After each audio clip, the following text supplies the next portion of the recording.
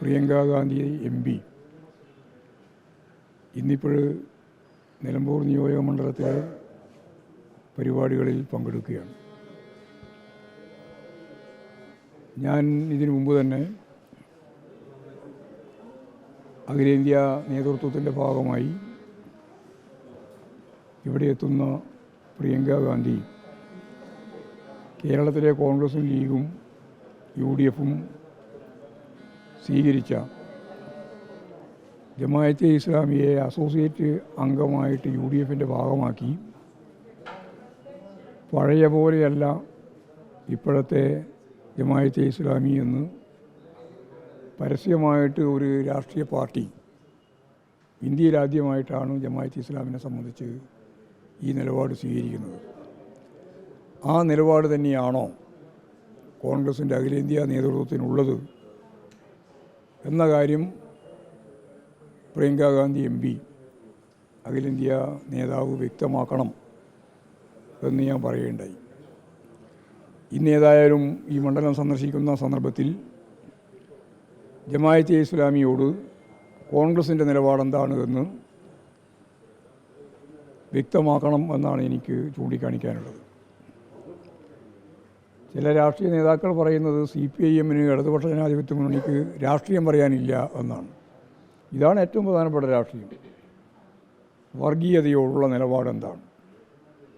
ജമാഅത്തെ ഇസ്ലാമിനോടുള്ള നിങ്ങളുടെ സമീപനം എന്താണ്?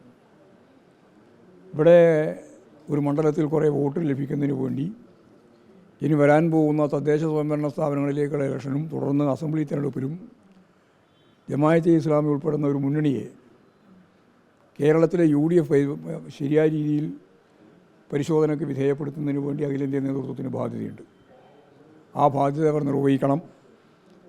ഞാനിത് പറഞ്ഞപ്പോൾ സോണിയാഗാന്ധി ഇവിടെ പ്രിയങ്ക ഗാന്ധി ഇതിന് മറുപടി പറയാൻ സാധ്യതയില്ല എന്ന കാര്യം മനസ്സിലാക്കിയിട്ട് VD സതീശൻ പറഞ്ഞത് ഗോവിന്ദിന് മറുപടി ഞാൻ തന്നെ പറയുന്നതാണ്.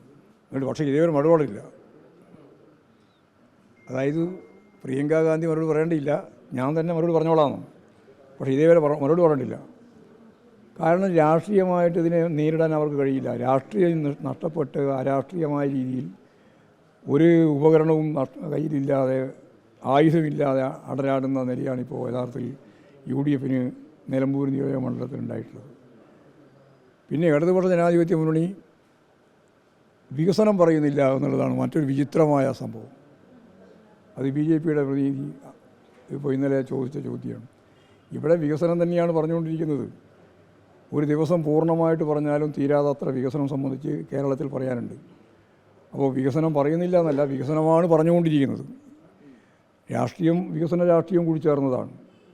ഒരു നവ കേരളം സൃഷ്ടിക്കുന്നതിന് വേണ്ടിയുള്ള ബോധപൂർവമായ പ്രവർത്തനത്തിൽ കേരളത്തെ ഒരു അർദ്ധ വികസിത രാജ്യത്തിൻ്റെ ഒരു 400 കൊല്ലക്കാലം വികാസം നേടിയിട്ടുള്ള ഒരു അർദ്ധ വികസിത രാജ്യത്തിൻ്റെ ജനങ്ങളുടെ ജീവിത നിലവാരത്തിലേക്ക് കേരളത്തിലെ ജനങ്ങളെ എത്തിക്കുക എന്നുള്ളതാണ് ഞങ്ങൾ ഉദ്ദേശിക്കുന്നത്. അല്ലാതെ അടുത്ത പ്രാവശ്യം വീണ്ടും ഒരു മുഖ്യമന്ത്രിയാകുക മന്ത്രിയാകുക എന്നുള്ളത് മാത്രമല്ല, ജനങ്ങളുടെ ജീവിത നിലവാരം മുന്നോട്ടേക്ക് പോകാം. മുതലാളിത്ത പ്രതിസന്ധിയുടെ ഭാഗമായിട്ട് സമ്പന്നർ കൂടുതൽ സമ്പന്നരാകുകയും ദരിദ്രർ കൂടുതൽ ദരിദ്രരാകുകയും ചെയ്യുന്ന ലോക പശ്ചാത്തലത്തിൽ ഇന്ത്യയിലും അതിൽ നിന്ന് വിഭിന്നമായി ഏറ്റവും പിന്നണിയിൽ നിൽക്കുന്ന ജനവിഭാഗങ്ങളുടെ ജീവിതം മെച്ചപ്പെടുത്താൻ ഉതകുന്ന രീതിയിൽ, അതാണ് ഞാൻ പറഞ്ഞത്, പട്ടിണി അതിദാരിദ്ര്യം അവസാനിപ്പിക്കുന്ന സംസ്ഥാനം, ആദ്യത്തെ ഇന്ത്യൻ സംസ്ഥാനമായിട്ട് കേരളം മാറുകയാണ്. അതുപോലെ തന്നെ വീട് ലൈഫ് പദ്ധതിയുടെ ഭാഗമായിട്ട് 5 ലക്ഷത്തിലധികം ആൾക്കാണ് വീട്, ഇനിയും വീട് കൊടുക്കാൻ ആവശ്യമായ സംവിധാനം. അതുപോലെ തൊഴിൽ ഉൾപ്പെടെ നൽകുന്നതിന് വേണ്ടിയുള്ള പദ്ധതികൾ, അതുപോലെ ചികിത്സാ സംവിധാനം, ഇതൊക്കെ ലോകത്തിന് തന്നെ മാതൃകയാവുന്ന രീതിയിലാണ്, വിദ്യാഭ്യാസ മേഖല ഉൾപ്പെടെ. അപ്പോൾ വികസനം തന്നെ പറഞ്ഞുകൊണ്ടിരിക്കുകയാണ്. വികസന രാഷ്ട്രീയം തന്നെയാണ് കൈകാര്യം ചെയ്യുന്നത്. അത് BJP നേതാവ് പറയുന്നത് പോലെ വികസനം ഉണ്ടെന്നില്ല എന്ന് പറയുന്നത് തികച്ചും തെറ്റായ പ്രചാരവേലയാണ്. കോൺഗ്രസിനാണെങ്കിൽ വികസനം പറയാൻ ധൈര്യമില്ല. അതുകൊണ്ട് അവർക്ക് വികസനമെന്ന് പറയുന്നത് തന്നെ പ്രയാസമാണിപ്പോൾ. കാരണം രാജ്യവ്യാപകമായ കേരള വ്യാപകമായിട്ട് വികസനത്തിൻ്റെ ഒരു വലിയ അനുഭവമാണ് ജനങ്ങൾക്ക് ഉണ്ടായിട്ടുള്ളത്. അതുകൊണ്ട് ഈ തെരഞ്ഞെടുപ്പ് ഇടതുപക്ഷ ജനാധിപത്യ മുന്നണിക്ക് അനുകൂലമായ രീതിയിൽ അതിശക്തമത്തായ മുന്നേറ്റമാണ് നടക്കാൻ പോകുന്നത്. നിങ്ങളാദ്യം ചോദിച്ചതുപോലെ ഇനി 2 ദിവസമേ ഉള്ളൂ. 17-ാം തീയതി വൈകുന്നേരം ആകുമ്പോഴേക്ക് പ്രചരണം അവസാനിക്കുകയാണ്. പിന്നെ നിശബ്ദമായ പ്രവർത്തനം മാത്രമേ 18-ാം തീയതി ഉള്ളൂ. 19-ാം തീയതി പോളിംഗ് ബൂത്തിലേക്ക് പോവുകയാണ്.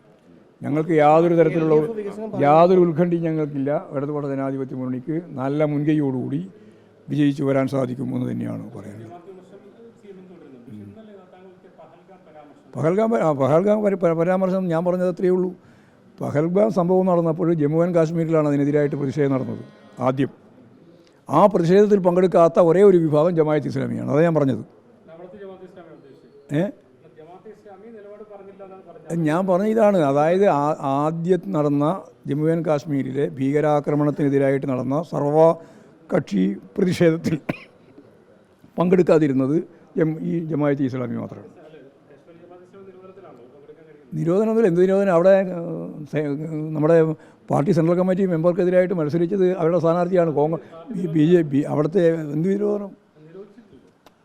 അവരവിടെ വർക്ക് ചെയ്തുകൊണ്ടിരിക്കുന്നത്. നിങ്ങളിത് ഏതാ മീഡിയ വണ്ണാണല്ലോ ഇതിൻ്റെ ഭയങ്കരമായിട്ട് നിങ്ങളാണല്ലോ ജമാഅത്ത് ഇസ്ലാമി. അതാ പറഞ്ഞത്. നിങ്ങൾക്ക് വക്കീൽ നോട്ടീസിൽ അയച്ചോട്ടെ എന്ന്. അതിനെന്ത് ഞങ്ങൾക്ക് അത് നിയമപരമായിട്ട് കൈകാര്യം ചെയ്തത്? അത് ഞങ്ങൾ കൈകാര്യം ചെയ്തോളാം. വസ്തുതാപരമായിട്ടാണ് പറഞ്ഞത്. ഞാൻ ഒന്നുകൂടി ഇപ്പം പറയാണ്. അതായത് ഭീകരാക്രമണം പഹൽഗാമിലുണ്ടായപ്പോൾ അതിനെതിരായിട്ട് വന്ന പ്രതിഷേധത്തിൽ അതിശക്തിയായ മുന്നേറ്റം, ജനകീയമായ മുന്നേറ്റം സൃഷ്ടിച്ചപ്പോൾ അതിൽ നിന്ന് ഒഴിഞ്ഞു നിന്ന ഒരേ ഒരു വിഭാഗം ജമാഅത്ത് ഇസ്ലാമിയാണെന്നാണ് ഞാൻ പറഞ്ഞത്. അതിപ്പോഴും ഞാൻ പറയുകയാണ്, ആവർത്തിക്കുകയാണ്. ജമാഅത്ത് ഇസ്ലാമിയാണ് പറഞ്ഞത്. പ്രസ്താവനയുണ്ട്, പറഞ്ഞാൽ മതി, നമുക്ക് നോക്കാം. ഇതാ ആദ്യത്തെ സംഭവം എന്ന് പറഞ്ഞാൽ അതിൽ ആ പ്രതിഷേധത്തിൽ പങ്കെടുത്തില്ല. ഇല്ലല്ലോ, അവിടെ പങ്കെടുത്തില്ല. അതാ പറഞ്ഞാൽ അവിടെ മത്സരിച്ചിട്ടുണ്ടല്ലോ ഞങ്ങൾക്കെതിരായിട്ട്. വേറെ ഏതെങ്കിലും പേരില്ല. നിങ്ങൾ ഈ മത്സരിച്ച് ഈ നിരോധിച്ചതിനെ പറ്റിയല്ല പത്രവാർത്ത പറയേണ്ടൊന്നും കാര്യമില്ല കേട്ടോ. നിരോധിച്ച വേറൊരു വഴിയിൽ പങ്കെടുക്കും, അത്രയേ ഉള്ളൂ. നിരോധിച്ച വേറൊരു രീതിയിൽ പോകും, അത്രയേ ഉള്ളൂ. ഈ വെൽഫെയർ പാർട്ടിയാണ് എല്ലാ വേദികളിലും ഏറ്റവും കൂടുതൽ മാഷടക്കം പറയുന്നത്, വെൽഫെയർ പാർട്ടി UDF ബന്ധമാണ് ഉയർത്തി കാണിക്കുന്നത്. അത് രാഷ്ട്രീയ പ്രശ്നമല്ലേ? അത് പറയാണ്ടിരിക്കാൻ പറ്റുമോ? വികസനം പറഞ്ഞതിനൊപ്പം തന്നെയാണ് ഇതും പറയുന്നത്. ഇത് രാഷ്ട്രീയമാണ്. ആ രാഷ്ട്രീയ ശക്തിയായിട്ട് പറഞ്ഞുകൊണ്ട് മാത്രമേ മുന്നോട്ടേക്ക് പോകാൻ പറ്റുള്ളൂ. ശരി, മതി. അത് ഈ പ്രതിപക്ഷ നേതാവ് ഒന്നും പറയും, അങ്ങനെ പറയുന്ന ഒരാളാണ് അയാൾ എന്നെപ്പറ്റി പറയുന്നത് ഏറ്റവും വിഡ്ഢിത്തം പറയുന്ന ഒരാളാണ് ഞാൻ. ഇത്ര വിവരക്കേട് പറയുന്ന ഒരു പ്രതിപക്ഷ നേതാവ് കേരളത്തിൻ്റെ ചരിത്രത്തിൽ ഇന്നേ വരെ ഉണ്ടായിട്ടില്ല. എന്തും പറയാം, യാതൊരു മടിയുമില്ല. പശ്ചിമേഷ്യൻ പ്രശ്നം എന്ന് പറയുന്നത് ഇസ്രയേൽ എന്ന് പറയുന്നത് ലോക പട്ടാളമായിട്ട് പ്രവർത്തിക്കുകയാണ്. ഇറാനെതിരായിട്ട് കടന്നാക്രമണം നടത്തിയതിന് എന്ത് ന്യായീകരണമുള്ളത്? ഒരു ന്യായീകരണമില്ല. രാജ്യം മുഴുവൻ ഞങ്ങൾക്ക് കൊള്ളയടിക്കാൻ അവകാശമുണ്ട് എന്നുള്ള നിലപാട് സ്വീകരിച്ചുകൊണ്ടാണ് സാമ്രാജ്യത്തിൻ്റെ പരിപൂർണ്ണ പിന്തുണയോടുകൂടി ഇസ്രയേലി കടന്നാക്രമണം നടത്തിക്കൊണ്ടിരിക്കുന്നത്. ആ കടന്നാക്രമണത്തെ അതിശക്തിയായിട്ട് എതിർക്കുകയാണ് ഇടതുപക്ഷ പ്രസ്ഥാനങ്ങളും ഇടതുപക്ഷ ജനാധിപത്യ മുന്നണി. അതിലൊരു തർക്കവും വേണ്ട.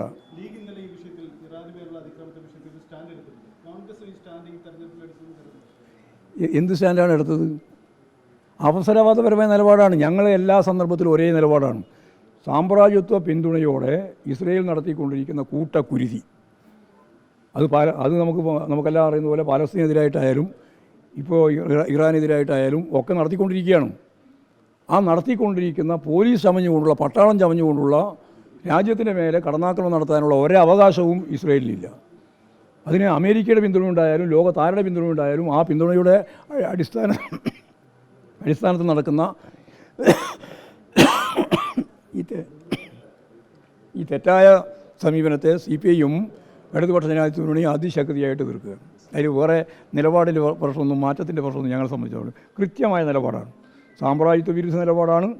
അതുപോലെ തന്നെ ഇസ്രയേലിൻ്റെ കടന്നാക്രമണത്തിനെതിരായിട്ടുള്ള നിലപാടാണ്. പോരെ.